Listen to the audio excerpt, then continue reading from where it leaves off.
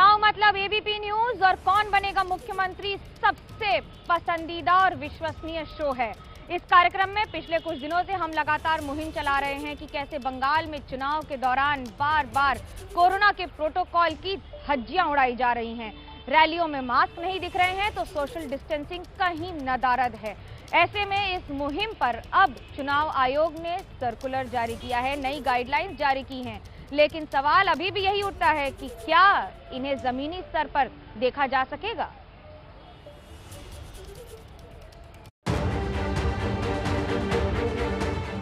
पश्चिम बंगाल में अब ऐसे बड़े बड़े रोड शो नहीं दिखेंगे।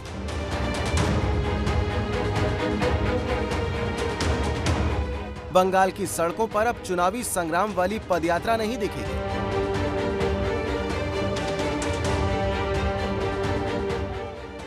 बंगाल चुनाव में अब सिर्फ 2 चरण बाकी हैं और अब जाकर चुनाव आयोग की बेकाबू भीड़ पर सख्ती दिखी है। कोरोना ना फैले इसलिए चुनाव आयोग ने बंगाल में बड़ी रैली, रोड शो और पदयात्राओं पर रोक लगाई है और इसकी वजह है बंगाल में कोरोना के डराने वाले आंकड़े। पिछले 5 दिनों में कोरोना किस तेजी से फैला है। 18 अप्रैल को बंगाल में 8,419 केस आए थे और 28 लोगों की मौत हुई थी, लेकिन कल यह आंकड़ा बढ़कर 11,948 हो गया और 56 लोगों की मौत हुई है, यानी करीब 45% बढ़े हैं, जबकि मौतें 100% बढ़ी हैं। लेकिन जरा हाल देखिए, नेता मानने को तैयार ही नहीं कि रैली की वजह से कोरोना फैला और आरोप एक दूसरे पर लगाए जा रहे हैं। कोरोना जो बढ़ रही है, जहां बढ़ रहा है वहां चुनाव नहीं है। 10 प्रदेश कम से कम देश में जहां ऊंचाई पर है उसमें बंगाल 8 नंबर में है। तो चुनाव अगर कारण होता बढ़ने का तो आज महामारी हो जाता है। यहाँ जिन लोग हार चुके हैं वो तो पहले से मैदान छोड़ दिए हैं, वो लोग बंद कर दो बंद कर दो।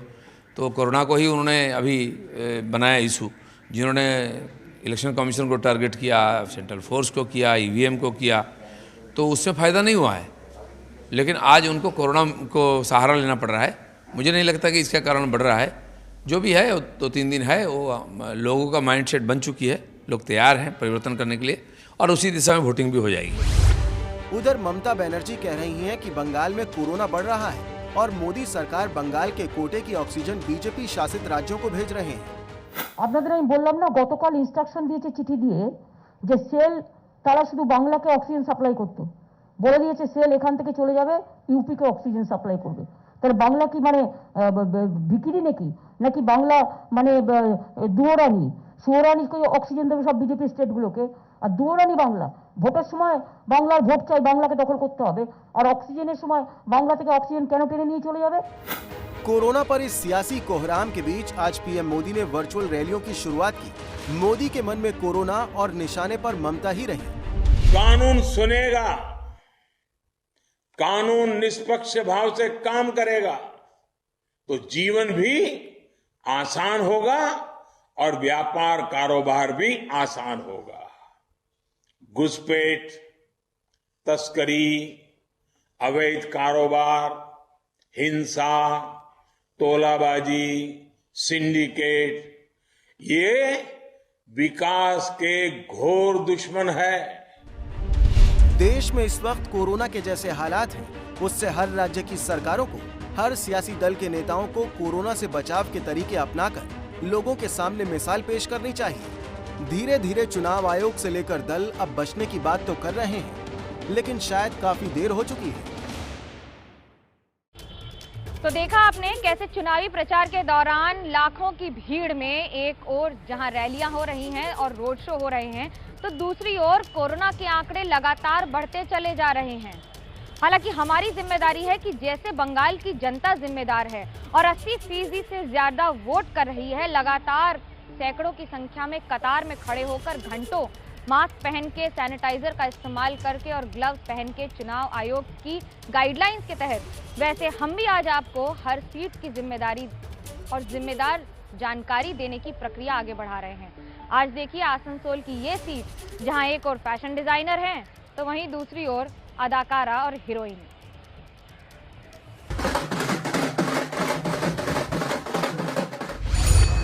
देखिए कैसे चेहरे पर काला चश्मा है, गले में माला, पीछे ममता का फोटो और ढोल नगाड़ों के साथ प्रचार।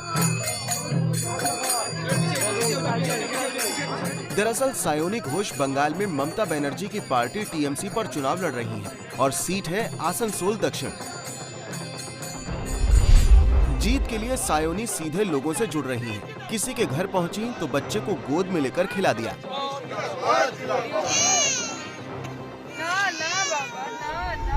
कहीं शुद्ध बंगाली अंदाज में बंगाली भोज लोगों के बीच बैठकर खा लिया। तो सितारों वाला नाच का अंदाज भी दिखाकर सायोनी घोष आसनसोल दक्षिण सीट जीतने का दावा कर रही हैं। আমি আমার ব্যাপারে বলতে পারি আমি অনেক স্বচ্ছ একটা ভাবমূর্তি দিয়ে এবং নিজের মনের ইচ্ছে আমি প্রকাশ করেছি, মানুষের জন্য থেকে কাজ করতে চাই। আমি ভীষণ আশাবাদী, কারণ আমি মমতা বন্দ্যোপাধ্যায়ের জন্য আশাবাদী। আমি একবার অলরেডি বলে দিয়েছি যে উনি আবার মুখ্যমন্ত্রী হচ্ছেন। খেলা হবে, খেলা কি ধরনের খেলা হবে আপনারা বুঝতে পারছেন। আমি গলি মারো বলার থেকে বা বদলা নেব নেওয়ার থেকে তো খেলা হবে বোধহয় বেটার শুনতে লাগে, তাই না?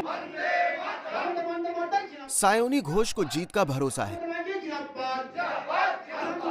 अब जरा इनका ये अंदाज देखिए, एक सभा में कैसे एक अनुभवी नेता की तरह भीड़ को इशारों से शांत रहने के लिए समझा रही हैं। अदाकार हैं तो प्रचार पर छाप दिखेगी ही।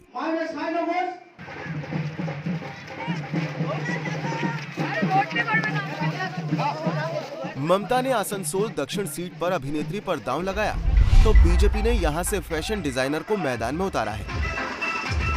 नाम है अग्निमित्र पॉल और देखिए इनके प्रचार का अंदाज भी किसी फिल्मी हीरोइन से कम नहीं है। अग्निमित्र पॉल भी पूरे बंगाली लिबास में लोगों के बीच पहुंच रही हैं। उनके प्रचार में भीड़ भी दिख रही है और इसी के दम पर फैशन डिजाइनर अग्निमित्र यहां सीट पर जीत का डिजाइन बनाने में लगी हैं।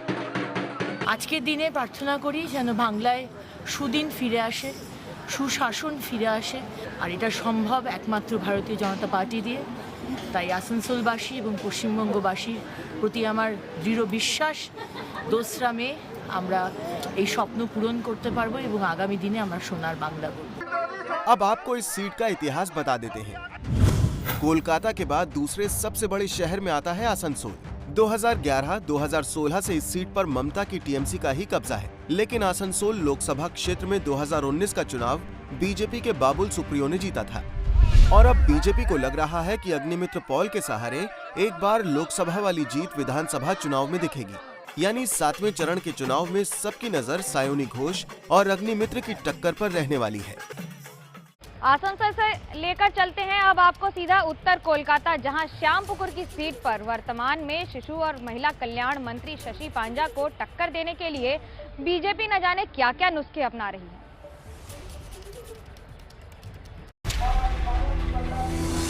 पीले रंग की साड़ी, चेहरे पर डबल मास्क, ये उम्मीदवार कार में सवार होती हैं। कार पर लगा है ममता बनर्जी का पोस्टर और अब ये उम्मीदवार मोबाइल पर पूछती हैं कि कहां से शुरू करना है आज का प्रचार। चलिए जानते हैं इनका परिचय। नाम है शशि पांजा, बंगाल सरकार में महिला बाल विकास और सामाजिक कल्याण मंत्री है। शशि पांजा पूर्व केंद्रीय मंत्री और बंगाल के दिग्गज नेता अजीत कुमार पांजा की बहू है। 2 बार से विधायक शशि पांजा एक बार फिर अपनी सीट श्यामपुकुर से चुनाव प्रचार कर रही है। बंगाल में कोरोना के बढ़ते केस के बीच शशि पांजा ने बड़ी रैली और रोड शो बंद कर दिए हैं। अब वो इसी तरह डोर टू डोर कैंपेन कर रही हैं ताकि भीड़ भी ना बढ़े और प्रचार का संदेश भी चला जाए। प्रचार के बीच यहाँ शशि पांजा को काली माँ का मंदिर दिखा तो पूजा भी कर ली।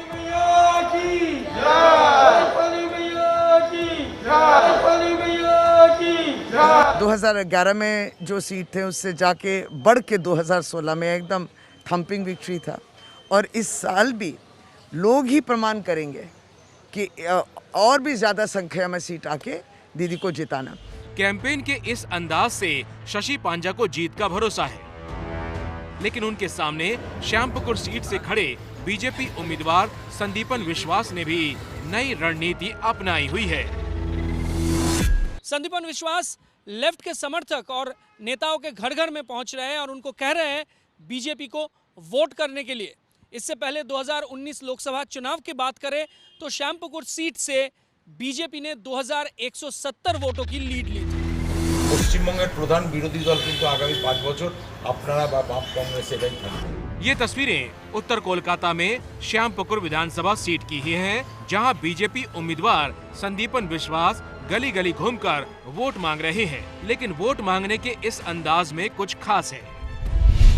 दरअसल बीजेपी के उम्मीदवार संदीपन सीपीएम के वरिष्ठ नेता और पूर्व काउंसलर सलिल चटर्जी के घर पहुंच गए। सुनकर अजीब लगता है, लेकिन श्यामपुकुर सीट से बीजेपी के टिकट पर विधानसभा चुनाव लड़ रहे संदीपन इसी विश्वास के साथ लेफ्ट के समर्थकों से भी मिल रहे हैं कि उनका वोट भी बीजेपी को ही जाएगा। यानी श्यामपुकुर में टक्कर कांटे की है। एक तृणमूल पार्टी प्राइवेट पार्टी है, प्राइवेट मालिक का पार्टी है।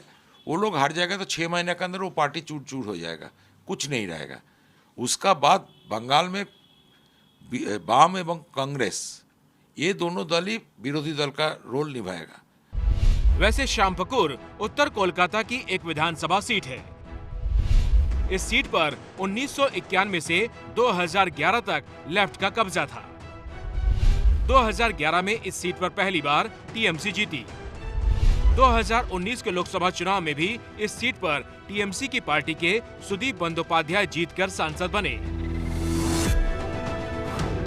लेकिन जिस तरह इस बार बंगाल में हवा बदल रही है, बीजेपी इस हवा को अपने पक्ष में बता रही है, तो देखना होगा कि ममता की शशि पांजा टीएमसी का गढ़ श्यामपुकुर सीट का खेला जीतेंगी या फिर यहाँ परिवर्तन होगा। जहां पर बालूरघाट सीट पर भारत सरकार के पूर्व आर्थिक सलाहकार और अंतर्राष्ट्रीय अर्थविद अशोक लहरी घर घर जाकर वोट मांग रहे हैं। देखिए ये तस्वीरें और ये कैसा है कैंपेन। पश्चिम बंगाल में 7वें चरण के मतदान दक्षिण दिनाजपुर की बालूरघाट विधानसभा पर बीजेपी ने देश के प्रमुख अर्थशास्त्री अशोक लाहिड़ी को उतारा है, तो टीएमसी की ओर से वकील शेखर दास गुप्ता चुनाव लड़ रहे हैं। आप अगर ये इल्जाम लगाएंगे कि पहले क्यों नहीं आए, शायद आना चाहिए था, मगर कोई बात नहीं, देर है मगर दुरुस्त है। खुद आपके उम्मीदवार बनने से पार्टी में विरोध हुआ है, उसे कैसे संभाल रहे हैं? वो तो मेरा काम नहीं है और मुझे लगता है ये कार्यकर्ता मेरे साथ हैं, इनसे पूछिए। ये पहले तो ऐसा होगा, वो कहते हैं हेलीकॉप्टर ड्रॉप, तो मैं इनको बोला कि मैं हेलीकॉप्टर ड्रॉप हूँ, सच बात। आपने पार्टी ने तय किया और ये तो मैं बड़ा खुश हूँ कि 2-3 दिन में ये मुझे ग्रहण कर लिया। अब तो कोई नहीं ये कह रहा, इनसे पूछिए। He is only a bureaucrat. Under his advice, either he advised government to put people in trouble or he acted on advice of Prime Minister. एक और अर्थनीति के विशेषज्ञ तो दूसरी ओर लॉयर। कुछ ऐसी ही खासियत है बालूरघाट विधानसभा सीट की, जो अब तक वाम मोर्चा के खाते में रही है। लेकिन इस बार लड़ाई टक्कर की है। बीजेपी बनाम टीएमसी की इस लड़ाई में दिलचस्प होगा देखना कि कौन जीतता है। लेकिन ये कहना गलत नहीं होगा कि दोनों उम्मीदवार इतने ठंडे मिजाज के हैं कि राजनीति का तापमान ही सिर्फ यहाँ पर माहौल गर्म कर रहा है। कैमरा पर्सन सूरज पांडे के साथ मनोज्ञा लोईवाल, दिनाजपुर, एबीपी न्यूज। कल सुप्रीम कोर्ट ने कहा था कि पूरे भारत में हालात ऐसे हैं जैसे कोई इमरजेंसी हो, लेकिन अब सवाल ये उठ रहा है कि आखिरकार अस्पतालों में ऑक्सीजन की किल्लत, जहां कई दिनों से मरीज इंतजार कर रहे हैं एक बेड का, जिन्हें बेड मिल गया है वो इंतजार कर रहे हैं ऑक्सीजन की सप्लाई का। शमशान घाटों पर लाशों का ढेर लगा हुआ है। सवाल इतने उठ रहे हैं, लेकिन सवाल सबसे बड़ा ये कि आखिरकार इन सब सवालों का जवाब देगा कौन? मोदी जी, योगी जी, कोई नहीं सुन नहीं रहा है। आप कुछ भी कर लो, कुछ नहीं सुधरेगा। 9 बजे से पहले गाड़ी अंदर कर दी, 2 घंटे अंदर रख के बाहर निकाल दी गाड़ी। अस्पताल के गेट पे ताला मार दिया है। जिसको भी कह रही हूँ मैं, रोहेलखंड में कोई भी लेके नहीं आए। 1.5 घंटे तक यहाँ पे ऑक्सीजन नहीं थी। ऐसे शब्द नहीं हैं जो इस वक्त हिंदुस्तान के मौजूदा हालात को समझा सके। कोई तरीका नहीं है जो इलाज के लिए तड़पते मरीज और उनके परिवार की पीड़ा को बता सके। हमारी बात हो रही ना कुछ हो रहा, कह रहे उन्हें आईसीयू में भर्ती कर दिया है, पर हमने कुछ नहीं देखा, ना कुछ हमने पापा को देख पाया क्या हो रहा अंदर क्या नहीं। हर तरफ मानो मातम, लाश, इंतजार, बेबसी और लाचारगी की अंतहीन तस्वीरें हैं। देश जानता है कि हमारा हेल्थ सिस्टम फेल हो चुका है, सरकारें कुछ नहीं कर पा रही हैं, लेकिन फिर भी कोई रास्ता नहीं है सिवाय बीमार को अस्पताल लेकर भागने के। लेकिन जब अस्पताल पहुंचो तो वहां भी गेट पर ताला लटका मिलता है।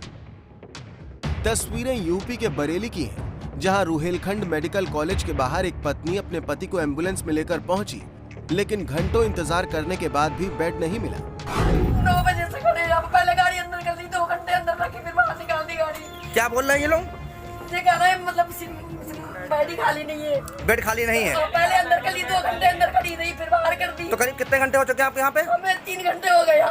अस्पताल के बाहर भीड़ मौजूद है और गेट पर जंजीरें हैं। क्या कभी देश ने ऐसे मंजर की कल्पना की थी कि मरीजों को जिंदगी देने वाले अस्पतालों की दहलीज पर ऐसी जंजीरें उनका रास्ता रोक देंगी? नहीं, एक तरीका होता है। कौन सा तरीका है? तो मैनेजमेंट को बुलाइए ना, आप मैनेजमेंट को बुलाइए।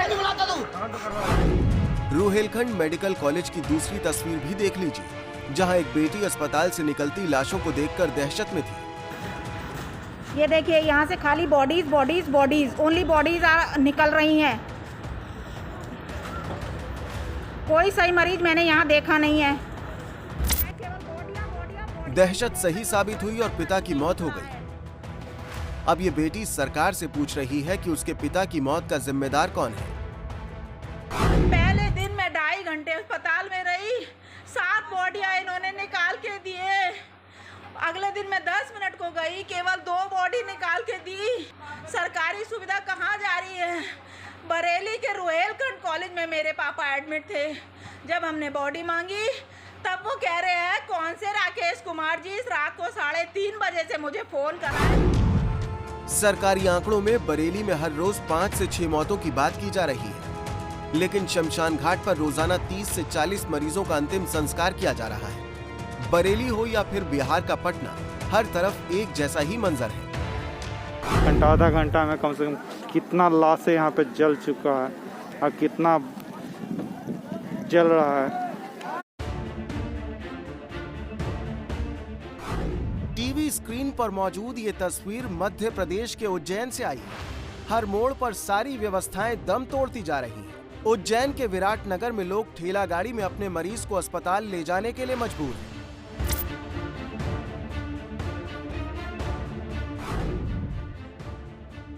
दिल्ली के एलएनजेपी अस्पताल के बाहर गर्भवती महिला मौजूद है, जो घंटों से इस इंतजार में है कि उसे बेड मिल जाए। सांस लेने में दिक्कत हो रही है, लेकिन कहीं कोई सुनवाई नहीं। इस वक्त मैं दिल्ली के लोकनायक अस्पताल के बाहर मौजूद हूं और मेरे साथ यहाँ पर एक पेशेंट हैं जो कि गर्भवती महिला हैं। सुबह से यानी कि सुबह 6 बजे से अस्पताल जा रही हैं, एडमिशन के लिए जा रही हैं। तकरीबन 3 घंटे हो गए घूमते हुए और यहाँ पर उन्हें ऑक्सीजन की भी दिक्कत हो रही है। प्रेग्नेंट लेडी है, साथ में छोटा बच्चा भी है, हस्बैंड भी साथ में है और यहाँ पर ये लोग काफ़ी ज़्यादा परेशान हैं क्योंकि एडमिशन नहीं मिल रहा है। जानने की कोशिश करूँगी। मैम, क्या नाम है और आप कहाँ से आए हो? आशा गुप्ता, बुराड़ी से आए हैं। क्या प्रॉब्लम हो रही है? क्या कोशिश की बात करने के लिए एडमिशन के? ना तो भूख लग रही है और सांस भी नहीं आ रहा, सांस लेने में तकलीफ हो रही है। रात से लेके खांसी आप लोगों ने एडमिशन के लिए बात की, क्या बताया हॉस्पिटल में? और आप सुबह से कितने हॉस्पिटल जा चुके हैं? मैं 1-2 गए हैं, इसमें कह रहे हैं बेड फुल है, उसमें भी बता रहे हैं। अभी एक दोस्त किया मेरा, मैं बात करने के अंदर अभी वो इसमें काम करता है, मैं इसलिए लेके गया हूँ। 3 घंटे तक भटकने के बाद एलएनजेपी अस्पताल पहुंचा, लेकिन तलाश खत्म ही नहीं हो रही। एम्बुलेंस की आवाज आ रही है और सड़क पर एक ट्रक तेजी से भागता हुआ दिखाई दे रहा है। इस ट्रक को ऑक्सीजन के सिलेंडर लेकर दिल्ली के मैक्स अस्पताल पहुंचना है, क्योंकि वहां 700 मरीजों की जान दांव पर लगी हुई थी। मैक्स अस्पताल में सिर्फ 2 घंटे की ऑक्सीजन बची थी। पुलिस की मदद से ट्रक में ऑक्सीजन के सिलेंडर लोड करके ऑक्सीजन अस्पताल तक पहुंचाई गई।